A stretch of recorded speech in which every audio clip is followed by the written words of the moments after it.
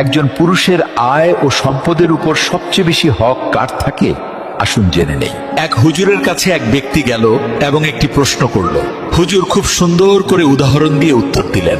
হুজুর বললেন, যদি একটা পুরুষের কাছে তার পরিবারের কাউকে খাওয়ানোর মতো মাত্র এক বেলার খাবার থাকে, আর সেই সময় তার ঘরে তার মাও ক্ষুধার্ত, তার বাবাও ক্ষুধার্ত, তার বোনও ক্ষুধার্ত, তার ভাইও ক্ষুধার্ত, তার মেয়েও ক্ষুধার্ত, তার ছেলে ক্ষুধার্ত এবং তার স্ত্রীও ক্ষুধার্ত, তখন ওই এক বেলার খাবারটা শুধুমাত্র তার স্ত্রীকে দেওয়া তার জন্য ওয়াজিব হবে, কারণ ওই খাবারের ওপর বাকি সবার চেয়ে স্ত্রীর হক বেশি।